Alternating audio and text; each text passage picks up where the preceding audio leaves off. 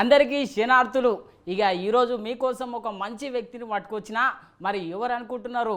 ఈమె కోసం తెలిస్తే యావత్తు దేశం మొత్తం గర్విస్తుంది. అంత గొప్పటి విజయం సాధించింది. 112వ ర్యాంకు సాధించింది యూపీఎస్సీలో. మరి మన తెలంగాణకే గర్వకారణం మన తెలంగాణ బిడ్డ. ఇక మొత్తం మీద ఎట్లా సాధించింది, ఏం కథ అని చెప్పి అడిగి తెలుసుకుందాము. ఇక నమస్తే మేడం, ఎట్లున్నారు? మంచిగా ఉన్నారా? బాగున్నాను. ఎట్లున్నది? ఇన్ని రోజులు మీ ఇంటికాడ ఉండేటోళ్ళు అక్క అక్క అని పిలిచేటోళ్ళు, మొత్తం మీద అయితే ఇప్పుడు మళ్ళీ మేడం మేడం అని కొత్త పిలుపు రావచ్చు. మొత్తం మీద అయితే ర్యాంక్ సాధించినాక ఎట్లా అనిపిస్తున్నది ఆ కొత్త పిలుపు? బాగుందండి. అంటే ఇంట్లో మమ్మీ డాడీని ఇంకా సంతోషంగా చూసి ఇంకా చాలా మంచిగా అనిపిస్తుంది. మంచిగా అనిపిస్తుందా? ఇప్పుడు ముఖ్యంగా మీరు పుట్టిన స్థలము మీది ఏ జిల్లాలో? ఇక మా కోసం చెప్పాలి కొంచెం, మా వాళ్ళ కోసం. నా నేటివ్ నల్గొండ జిల్లా అండి, మేలవాయి విలేజ్ నుండి. నేను పుట్టి పెరిగింది మొత్తం హైదరాబాద్లో, అండ్ స్కూలింగ్ కూడా హైదరాబాద్లోనే అయిందండి. నల్గొండ ప్రాపర్ అయితే మొత్తం మీద అయితే. ఇక మరి మీరు ఇక్కడ యూపీఎస్సీ సైడ్ ఎందుకు రావాలనిపించింది మేడం మీకు ముఖ్యంగా? నేను యూపీఎస్సీ అనేది చిన్నప్పటి నుంచి మా మమ్మీ నాకు చాలా చెప్తూ ఉండేది, ఇట్లా సివిల్ సర్వెంట్స్ ఇలా చేస్తారు అలా చేస్తారు అండ్ ఎంతోమందికి హెల్ప్ చేయొచ్చు అని. సో అది నా మైండ్లో ఎప్పుడూ ఉండేది. బట్ దెన్ వాళ్ళు ఎప్పుడు నా మీద అది ఫోర్స్ చేయలేదు, నువ్వు సివిల్ సర్వీసెసే చేయాలి అని. నేను నా గ్రాడ్యుయేషన్ ఐఐటి పట్నాలో చేశాను. అప్పుడు ఎన్నో ఆపర్చునిటీస్ చూశాను, అంటే నేను ఎన్నో ఇంటర్న్షిప్స్ చేశాను. ఐఐటి బాంబేలో, ఐఐఎస్సి బెంగళూరు, వీటన్నిటిలో చేసి ఫైనల్గా ఒక థర్డ్ ఇయర్లో యూఎస్కి వెళ్ళాను. అప్పుడు ఇంకా నేను డిసైడ్ చేసుకోవాల్సి ఉండింది, నేను రీసెర్చ్కి వెళ్ళాలా లేకపోతే సివిల్ సర్వీసెస్కి వెళ్ళాలా లేకపోతే జాబ్ చేయాలా అని. అప్పుడు మా మమ్మీని అడిగాను ఏం చేయాలి, నీకు ఎలా అనిపిస్తుంది అని. అంటే మా మమ్మీ అంది, నువ్వు దేనిలో అయినా మంచిగానే చేస్తావు, just choose which will make you create more impact. So అలా ఆ స్టేట్మెంట్ మీద నేను ఎన్నోసార్లు థింక్ చేశాను, నేను యాజ్ అ రీసెర్చర్ కన్నా నేను ఎట్లా ఇంపాక్ట్ ఎక్కువ చేయగలుగుతాను అని. సో ఐ ఫెల్ట్ సివిల్ సర్వెంట్గా నేను నాకున్న నాలెడ్జ్ని చాలా బాగా యూజ్ చేయగలుగుతానని అనిపించి నేను ఇంకా సివిల్ సర్వీసెస్కి ప్రిపేర్ అవుదామని డిసైడ్ అయ్యానండి. ఇక యూపీఎస్సీ ర్యాంకు సాధించారంటే మామూలు ముచ్చట కాదు. ఇక మరి చిన్న ఉన్నప్పటి సంది మీరు ఎట్లా చదివిరు, ఏం సంగతి? మా వాళ్ళ కోసం ఒక ముచ్చట చెప్పుండ్రి. చిన్నప్పటి నుంచి అంటే నేను చదువుకునేదాన్ని, ఇంకా ఆటకి దాని సపరేట్ టైం ఉండేది. అన్ని కాంపిటీషన్స్లో కూడా పార్టిసిపేట్ చేసేదాన్ని. సో అది నాకు ఒక కాన్ఫిడెన్స్ బిల్డప్ లాగా పనికొచ్చింది ఈవెన్చువలీ. సో నేను చదువులో ఎప్పుడు మంచిగానే పర్ఫార్మెన్స్ చేస్తుండే అండ్ అలా అయిందండి. మరి యూపీఎస్సీ ర్యాంకు సాధించడం అంటే ఇక మామూలు ముచ్చట కాదు. ఎంతోమంది చెప్తుంటారు బయట, మేము 16 గంటలు చదివినాము, ఒకరు 17 గంటలు అంటారు, ఒకరు 15 గంటలు అంటారు. మళ్ళీ మీరు ఎన్ని గంటలు చదివి ఈ ర్యాంకు సాధించారు అని? నేను నార్మల్గా ఎగ్జామ్ ఇంకొన్ని రోజుల్లో లేదు అన్నప్పుడు మాత్రం ఒక 8 నుండి 10 గంటల వరకు చదివేదాన్నండి. మిగతా టైం ఏదైనా యూట్యూబ్లో న్యూస్ చూడడము అలా యూస్ చేసుకునేదాన్ని. కానీ ఎగ్జామ్ దగ్గరుంది అన్నప్పుడు నా టార్గెట్ ఒక 10 నుండి 12 గంటల దాకా చదివేలాగా ఉండేదండి. 12 కన్నా ఎక్కువ నేను ఎప్పుడు చదవలేదు. మరి ముఖ్యంగా మనం చూసుకున్నట్లయితే ఇక ప్రతి వార్త మీరు చదవాల్సిందే, ఇక ప్రతిదీ నేర్వాల్సిందే. మీరు అందరిలాగా మొత్తం మీద వాళ్ళు వీళ్ళు ర్యాంకర్స్ చెప్పినట్టు మీరు రోజు దినపత్రికలు ఫాలో అయ్యేదా? అవునండి, రోజు నేను న్యూస్ పేపర్ చదివేదాన్ని. కానీ కొన్నిసార్లు చదవలేకపోయేదాన్ని, ఎందుకంటే కొంచెం ఎక్కువ ఇంకా వేరే సబ్జెక్ట్స్ ఉంటాయి అండ్ ఆల్. కొన్నిసార్లు చదవలేనప్పుడు వదిలేసేదాన్ని. కానీ ఆ రోజు న్యూస్ ఏముందో రఫ్గా ఒక ఐడియా ఎక్కడో అక్కడ నుంచి ఏదన్నా యూట్యూబ్లో చూసైనా లేకపోతే ఒక ఐడియా ఉండేది, ఇవి జరుగుతున్నాయి నా అరౌండ్ అని. కాకపోతే న్యూస్ పేపర్ మాత్రం ట్రై చేసేదాన్ని మ్యాక్సిమం ఎవ్రీడే చదవడానికి. ఇక చదువు ముచ్చట వచ్చింది కాబట్టి నేను అడుగుతున్నా మేడం, ఏంటంటే ఈ పొద్దు రేపు మొత్తం మీద డిజిటల్ క్లాసులు అయినాయి, ఆన్లైన్ క్లాసులు అయినాయి. మరి యూపీఎస్సీ ర్యాంకు సాధించడం అంటే ఇక మామూలు ముచ్చట కాదు. మరి మీరు ఆన్లైన్లో ఎక్కువ చదివిరా లేకపోతే పుస్తకాలు తెప్పించుకొని ఎక్కువ చదివిరా? జర మా వాళ్ళ కోసం, మళ్ళా యూపీఎస్సీ ర్యాంకు సాధించాలనే వాళ్ళ కోసం ఏం చెప్తారు? అంటే 2 రకాలుగా చదువుకోవచ్చండి. నా ఫ్రెండ్స్ ఉన్నారు, వాళ్ళు బుక్స్తో ఎక్కువ రిలై అవుతారు. నేను ఆన్లైన్లోనే చదివాను. నా నోట్స్ కూడా నేను ఆన్లైన్లోనే ఎవర్ నోట్ యాప్ అని ఉండేది, దానిలోనే చేసుకునేదాన్ని. నేను ఫిజికల్ నోట్స్ బుక్స్లో రాసి నోట్స్ చేసుకునేదాన్ని కాదు. దీనివల్ల నేను ప్రాపర్గా ఆర్గనైజ్ చేసుకోగలిగాను నా నోట్స్. ఇంకా పర్టికులర్గా సబ్జెక్ట్ వైజ్ పెట్టుకోగలిగాను. ఎక్స్ట్రా ఇన్ఫర్మేషన్ యాడ్ చేయాలనుకున్నా కానీ అదే ఆన్లైన్లోనే వెళ్ళి యాడ్ చేసుకునేదాన్ని. ఇంకా పీడిఎఫ్స్ ఉండేవి, పీడిఎఫ్స్లో నుంచే హైలైట్ చేసుకోవడం కూడా ఈజీ అయ్యేది, దానిపైన ఏమైనా రాసుకోవాలన్నా రాసుకునేదాన్ని. సో దీనివల్ల నేను ఎక్కడికి వెళ్ళినా చదువుకోవడం కూడా ఈజీ అయింది. ఒక దగ్గరే అన్ని బుక్స్ తీసుకెళ్లాల్సిన అవసరం లేదు నాకు ఎప్పుడు. సో ఎక్కడంటే అక్కడ చదువుకోవచ్చు. అండ్ నాకు కొంచెం ఏమన్నా ఎత్తుకాలన్నా కూడా ఆ నోట్స్లో ఈజీ అయిపోయేది. జస్ట్ ఒక సర్చ్ బటన్ నొక్కితే Ctrl+F కొడితే నాకు సర్చ్ అయిపోయేది ఎక్కడుంది ఏంటి అనేది. సో మోస్ట్లీ నా ప్రిపరేషన్ ఆన్లైనే అయింది. కానీ ఇప్పుడు వస్తున్న డిజిటల్ రిసోర్సెస్ వల్ల ఎస్పెషల్లీ యూట్యూబ్ అండ్ ఆల్ ఎన్నో రిసోర్సెస్, ఎంతోమంది టాపర్స్ వాళ్ళ స్ట్రాటజీని కూడా షేర్ చేస్తున్నారు. సో ఐ థింక్ డిజిటల్ ఇప్పుడు వస్తున్న ఆన్లైన్ క్లాసెస్ వీటన్నిటి వల్ల ఎక్కడో ఇంతకుముందు ఢిల్లీయే వెళ్ళాలి, అక్కడే ఉంటుంది, అక్కడ నుంచే టాపర్స్ వస్తారన్నది ఇప్పుడు లేదు. ఎవరు ఎక్కడి నుంచి అయినా అంతే మంచి గైడెన్స్ తీసుకోగలుగుతున్నారు. సో మనకు అందుబాటులో ఉన్న టెక్నాలజీని మనం ఎంతవరకు అయితే అంతవరకు సరిగ్గా సద్వినియోగపరచుకోవాలని నేను అనుకుంటాను. ఇక మరి యూపీఎస్సీ అంటే అన్ని రకాల సబ్జెక్టులు చదవాల్సిందే, ప్రతి ఒక్కటి నేర్వాల్సిందే. మరి మీరు వీక్ ఉన్నటువంటి సబ్జెక్ట్ను మీరు ఎట్లా గెయిన్ అప్ చేసుకురు, ఆ స్ట్రెంత్ ఎట్లా పొందిరు, ఏమేమి ప్రిపేర్ చేసుకున్నారు దానికోసం? నేను మోస్ట్లీ ఇప్పుడు యూపీఎస్సీలో పాలిటీ, ఎకానమీ, హిస్టరీ, జాగ్రఫీ, ఇంకా environment, science and technology, security, అట్లా చాలా సబ్జెక్ట్స్ ఉంటాయండి. సో నేను ఫస్ట్ ఎగ్జామ్కి ఏ టాపిక్ ఇంపార్టెంట్, ఎక్కువ క్వశ్చన్స్ దేని నుంచి వస్తున్నాయి అన్నది అనలైజ్ చేసుకునేదాన్ని. సో ఎకానమీ, పాలిటీ, ఇవన్నీ, ఎన్వైర్న్మెంట్, ఇవన్నీ చాలా ఇంపార్టెంట్.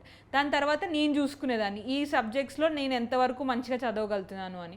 సో ఇవన్నీ నాకు మంచిగానే ఈజీగా అర్థమైపోయాయి. నాకు కొంచెం క్వశ్చన్స్ కూడా సాల్వ్ చేయగలిగేదాన్ని. ప్రీవియస్ ఇయర్ క్వశ్చన్స్ చూసుకొని అలా అనలైజ్ చేసుకునేదాన్ని. కానీ హిస్టరీ నాకు కొంచెం ప్రాబ్లం ఉండేది, నాకు అంత కొంచెం గుర్తుండేది కాదు అన్ని పేర్లు అవన్నీ. సో హిస్టరీ నేను మ్యాక్సిమం లైక్ ఏమన్నా నోట్స్ పెట్టుకోనో లేకపోతే మళ్ళీ మళ్ళీ చదివో అలా ఎక్కువ గుర్తు చేసుకోవడానికి ట్రై చేసేదాన్ని. అండ్ ఎగ్జామ్లో ఏ టాపిక్ నుంచి ఎక్కువ క్వశ్చన్స్ వస్తున్నాయని అర్థం చేసుకొని ఆ టాపిక్స్ మీద ఎక్కువ ఫోకస్ పెట్టి మిగతావి కొంచెం తక్కువ చదివేసి అవాయిడ్ చేయడానికి ట్రై చేసేదాన్ని అండి. సో అట్లా ప్రయారిటైజ్ చేసి నా టాపిక్స్, సబ్జెక్ట్స్ బట్టి తీసుకున్నాను. యూపీఎస్సీ అంటే ముఖ్యంగా 3 దశలు ఉంటాయి. ఒకటి ప్రిలిమ్స్, ఇంకొకటి ఇంటర్వ్యూ, ఇంకొకటి మెయిన్స్. మరి ఇందులో మీకు కష్టంగా అనిపించింది ఏంది మేడం? నాకు మూడిట్లో ఐ థింక్ ప్రిలిమ్సే కొంచెం కష్టంగా అనిపించిందండి. ఎందుకంటే ప్రిలిమ్స్ చాలా రిస్కీ జాబ్. లైక్ అంటే చాలా అన్సర్టైన్ కూడా అనిపించేది. అదే మనం చదువుకున్నది ఒకటి, అక్కడ వచ్చేది ఒకటి, చాలా కొంచెం డిఫికల్ట్గా అనిపించేది. మిగతా మెయిన్స్ అండ్ ఇంటర్వ్యూ నాకు న్యాచురలీ నా స్ట్రెంగ్త్ అన్న ఫీలింగ్ ఉండేది. సో ప్రిలిమ్స్ నాకు అన్నిటికన్నా ఎక్కువ టఫ్ అనిపించింది. మొత్తం మీద అయితే మీరు ఐఐటీలో చదివిరు, ప్రిపరేషన్ అట్లా ముందుకు సాగింది.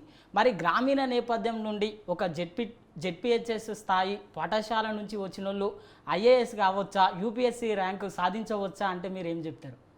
తప్పకుండా సాధించవచ్చండి. ఎంతోమంది ఎగ్జాంపుల్స్ ఉన్నారు. ఈసారి కూడా చూసుకోండి, మీరు ఎంతోమంది టాపర్స్ చూసుకుంటే చాలా హంబుల్ బ్యాక్గ్రౌండ్ నుంచి వచ్చి ఎన్నో వసతులు లేకపోయినా కానీ చాలా కష్టపడి, అండ్ ఎస్పెషలీ ఇప్పుడు యూట్యూబ్ ఇవన్నీ రావడం వల్ల, ఆన్లైన్ క్లాసెస్ రావడం వల్ల మీరు ఎక్కడున్నారు అన్నది is no more a barrier. మీరు ఎక్కడి నుంచి అయినా టాప్ నాచ్ బెస్ట్ గైడెన్స్ తీసుకోవచ్చు. సో అవి ప్రాపర్గా యూస్ చేసుకొని మంచిగా దగ్గరున్న వాళ్ళు ఎవరన్నా గైడెన్స్ ఇచ్చే వాళ్ళ దగ్గరికి వెళ్తే తప్పకుండా చేయొచ్చు, ఎవరన్నా చేయొచ్చు. ఎందుకంటే యూపీఎస్సీ అల్టిమేట్గా అస్సలు డిఫరెన్షియేట్ చేయదు. ఎంత మంచి కాలేజెస్ వాళ్ళైనా కానీ వాళ్ళైనా రిజెక్ట్ అవుతారు, నార్మల్ దగ్గర నుంచి వచ్చిన వాళ్ళైనా రిజెక్ట్ అవుతారు. And at the same time same goes for selection కూడా. మీరు టాపర్స్లో చూసుకుంటే లైక్ ఈక్వల్ పర్సంటేజ్ కనిపిస్తుంది, కానీ మీకు ఓన్లీ ఐఐటియన్స్ నుంచే వస్తున్నారు అలా అని ఏం లేదండి. ఇక మీ మాటలు వింటున్నారే మొత్తం మీద అర్థమవుతుంది మేడం, మీరు ఇంత కాన్ఫిడెంట్గా మాట్లాడగలుగుతున్నారు. మీకు ఇంత కాన్ఫిడెంట్ ఎట్లా వచ్చింది? మీ వెనక అసలు ఎవరు సపోర్ట్ ఉంది? ఇంత యూపీఎస్సీ వరకు వచ్చారంటే ఇక మామూలు ముచ్చటే కాదు. ఇక మీ వెనకాల మీ బలం ఎవరు? నా బలం అయితే మా మమ్మీ డాడీ అండి.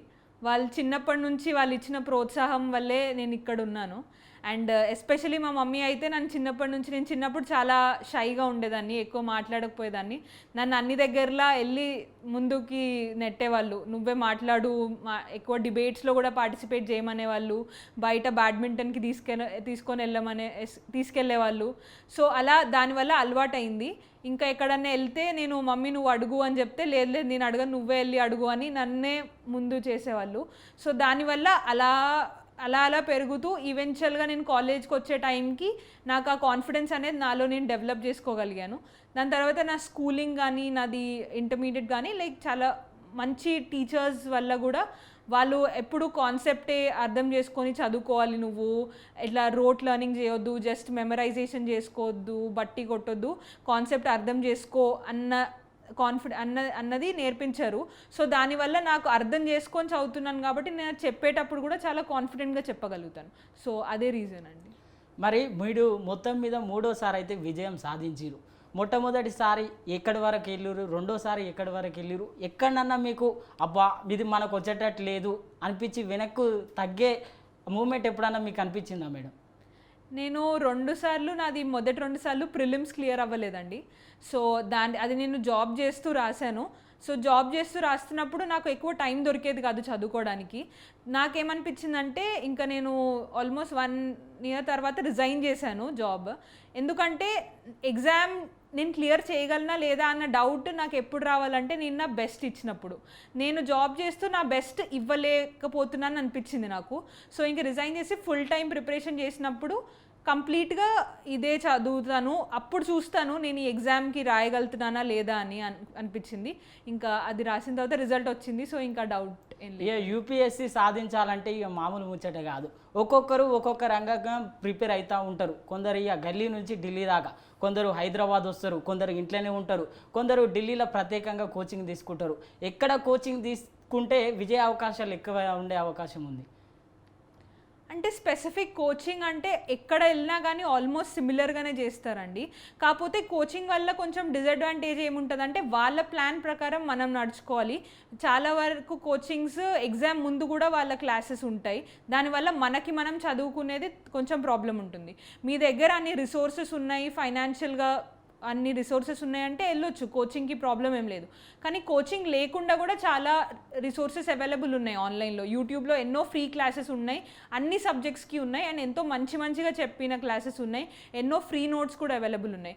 సో అవి యూస్ చేసుకొని మనం ప్లాన్ చేసుకుంటే ఇంకా ప్రాపర్గా మన టైం లైన్ని గైడ్ చేసుకోగలమని నా ఫీలింగ్ అండి. ఇప్పుడు ముఖ్యంగా మనం గ్రామాలలో చూసుకున్నట్లయితే తల్లిదండ్రులు ఎక్కువ చదువుకోరు.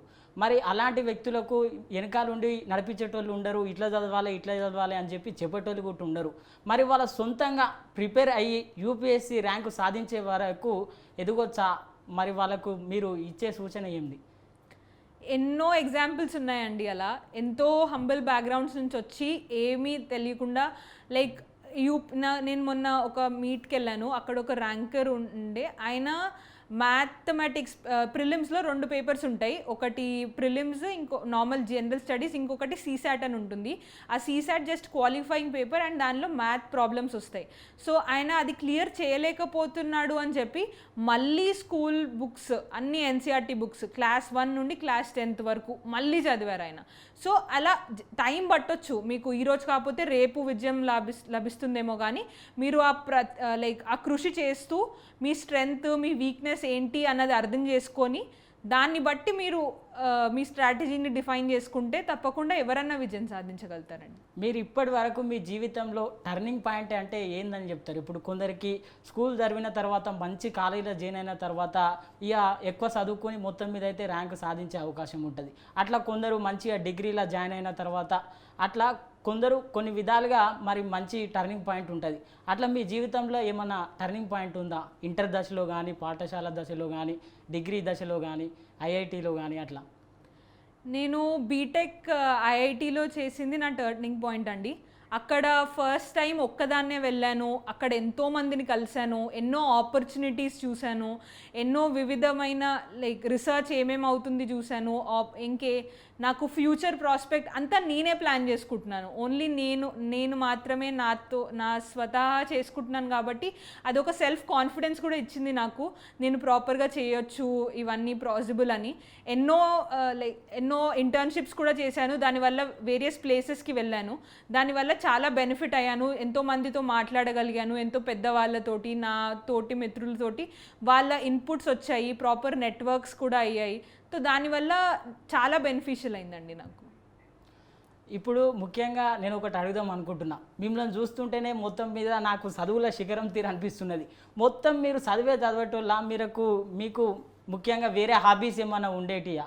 అంటే సినిమాలు కానీ, ముఖ్యంగా స్పోర్ట్స్ కానీ, ఇక కొందరు అయితే ఇంట్లో నుండి మంచిగా వంటలు వండుతుంటారు, అమ్మాయికు తినిపిస్తుంటారు. అట్లా మీకు ఏమన్నా హాబీ ఉండేనా? నా హాబీ బ్యాడ్మింటన్ ఉండే అండి. నేను అప్పుడప్పుడు బ్యాడ్మింటన్ ఆడుతుండే. ఇంకా అది కాకుండానే నాకు మామూలుగా స్ట్రెస్కి వచ్చినప్పుడు నాకు కొంచెం క్లోజ్ సర్కిల్ కొంతమంది ఫ్రెండ్స్ ఉంటుండే. సోషల్ మీడియా అవన్నీ వాడేదాన్ని కాదు, కానీ కొంతమంది ఫ్రెండ్స్తో మాత్రం టచ్లో ఉంటుండే. సో వాళ్ళతోటి మాట్లాడుతూ కొంచెం రిలాక్స్ అయ్యేదాన్ని.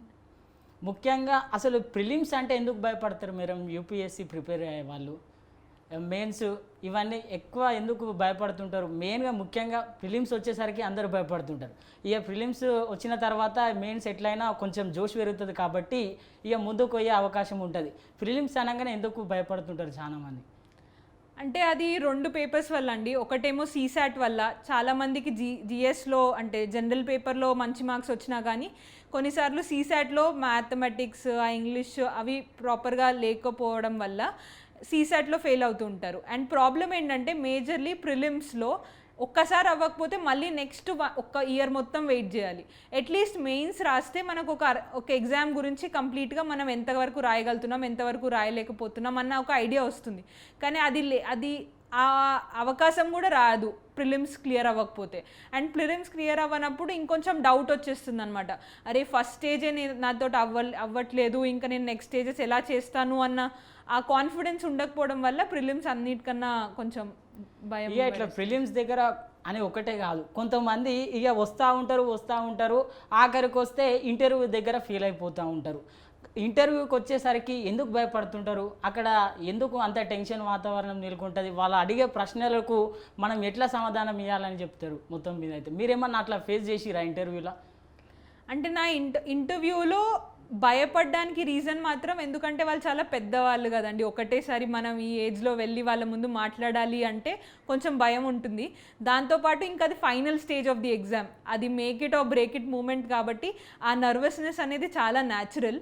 కానీ ఇంటర్వ్యూలో మాత్రం నేను ఎవరికైనా సజెషన్ ఇవ్వాలంటే the only suggestion I can give is మనం ఆనెస్ట్గా ఉండాలి.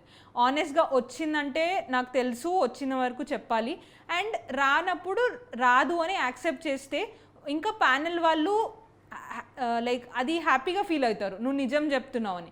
దానికన్నా ఏదన్నా అనవసరంగా గెస్ చేయడం వల్ల అది మన మీద బ్యాడ్ ఇంప్రెషన్ పడుతుంది. మనం అట్లీస్ట్ ఆనెస్ట్గా ఉంటే ఫ్యూచర్లో కూడా సివిల్ సర్వెంట్గా ఆనెస్ట్గా ఉంటారు అన్న ఒక ఎగ్జాంపుల్ లాగా తీసుకుంటారు వాళ్ళు. మిగతాది ఇంటర్వ్యూకి చాలామంది ప్రిపేర్ అవ్వాల్సిన అవసరం లేదు అని అంటారు, కానీ ఇంటర్వ్యూకి కూడా అంతే ప్రిపరేషన్ ఉండాలి మెయిన్స్కి చేసినంత. రెగ్యులర్ కరెంట్ అఫైర్స్ చూసుకోవాలి. నేను ఆల్మోస్ట్ 2 న్యూస్ పేపర్స్ చదివేదాన్ని ఇంటర్వ్యూ టైమ్. దాని తర్వాత మనం మాట్లాడడం ప్రాక్టీస్ చేయాలి. మనలో ఎంత నాలెడ్జ్ ఉన్నా కానీ అది కమ్యూనికేట్ చేసే వరకు మనకు మార్క్స్ రాదు. సో ఆ కమ్యూనికేషన్ అనేది చాలా ప్రాక్టీస్ చేయాలి. మెయిన్స్ వరకు ఒక వంతు రాయడం వరకే అనిపిస్తే ఇంటర్వ్యూ వాళ్ళ ముందు 30 మినిట్స్లో మన మొత్తం పర్సనాలిటీని వాళ్ళకి చూపించేలాగా ఆన్సర్ చేయాలి. అప్పుడే మనకు మార్క్స్ వస్తాయి. సో అందుకని దానికి ప్రాపర్గా స్ట్రాటజైజ్ చేసుకోవడం అవసరం అండి. ఇక ముఖ్యంగా ఇంటర్వ్యూ కాడికి వచ్చినాం కాబట్టి నేను అడుగుతా ఉన్నా, అసలు మీ ఇంటర్వ్యూ ఎట్లా జరిగింది? మిమ్మల్ని ఏ బోర్డు ఇంటర్వ్యూ చేసింది? మొత్తం మీద మీ ఇంటర్వ్యూ ఎన్ని నిమిషాలు కొనసాగింది? నా ఇంటర్వ్యూ ఒక 35 to 40 మినిట్స్ అయిందండి. నాకు షీల్వర్ధన్ సార్ బోర్డు వచ్చారు. సో నేను వెళ్ళగానే నన్ను ఇంటర్నేషనల్ అఫైర్స్ గురించి అడిగారు. దాని తర్వాత ఐక్యరాజ్య సమితి యునైటెడ్ నేషన్స్ గురించి అడిగారు. దాని తర్వాత నేను సివిల్ ఇంజనీరింగ్ బ్యాక్గ్రౌండ్ నుంచి కాబట్టి నన్ను కాళేశ్వరం ప్రాజెక్ట్ గురించి అడిగారు. దాని తర్వాత మన 2 BHK ఇల్లు అవుతున్నాయి కదా, దాని ఫౌండేషన్ వాటన్నిటి గురించి కొంచెం అడిగారు. దాని తర్వాత నేను యుఎస్ వెళ్ళా కాబట్టి అక్కడ ఐవీ లీగ్ కాలేజెస్ అని ఉంటాయి కొన్ని, వాటి గురించి అడిగారు. దాని తర్వాత కొన్ని స్టార్టప్స్ గురించి అడిగారు, ఇప్పుడు ఎలా ఉంది ఏంటి సంగతి, కొన్ని స్టార్టప్స్ పేర్లు చెప్పమని అడిగారు. ఇంకా అలానే అయిందండి. ఇక ముఖ్యంగా మీరు సివిల్ ఇంజనీరింగ్ అంటారు కాబట్టి సివిల్ ఇంజనీరింగ్లో మొత్తం చూసుకున్నట్లయితే ఇరిగేషన్ డిపార్ట్మెంట్కి సంబంధించింది, మళ్ళీ రోడ్స్ అండ్ డెవలప్మెంటు ప్రాజెక్టుకి సంబంధించినటువంటి చదువు ముఖ్యంగా మనది ఇది. ఇక యూపీఎస్సీకి వచ్చేసరికి ఇక తదనంతరం వేరే సబ్జెక్టులు యాడ్ అవుతూ ఉంటాయి. ప్రతిదీ తెలుసుకోవాల్సిన అవసరం అయితే ఉంటుంది. మరి అన్ని గానం మీరు ఎట్లా సేకరించిర్రు, మీరు అవన్నీ ఎట్లా చదివిర్రు, ఎట్లా మీరు అవన్నీ ప్రిపేర్ అయ్యారు?